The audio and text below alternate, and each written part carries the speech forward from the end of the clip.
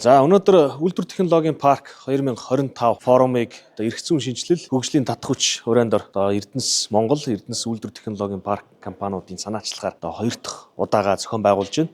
За энэ удаагийн форумаар улсын их хурлын аж үйлдвэрийн бодлогын байнгын хороо дэмжин зохион байгуулалтаар хангаж Монгол улсын үндэсний үйлдвэр технологийн паркуудын нэгдсэн холбоотой хамтран зохион байгуулснараа онцлог байлаа. За өнгөрсөн жил бид ITP 2024 форумыг зохион байгуулсан.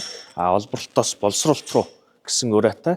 За тухайн форумоор бид Монгол улсын хаана ямар хөгжлийн потенциал байна, тэдгээрийг яаж бодит хөгжил болгох уу гэдэг тал дээр анхаарсан эрдэмтэд, судлаачид, салбарын экспертүүдийг хамруулсан хаалттай хүрээнд зохион байгуулж ирсэн бол энэ удаад бид тулгамдж байгаа үйлдвэр технологийн паркуудыг аж үйлдвэрийг хөгжүүлэхэд тулгамдж байгаа энэ сорилтуудыг хэрхэн даван туулах вэ? Ялангуяа хууль эрх зүйтэй холбоотой энэ шинжилтүүдийг, өөрчлөлтүүдийг аль чиглэлд нь яаж хийх үү гэдэг дээр хамтдаа сууж хэлэлцлээ.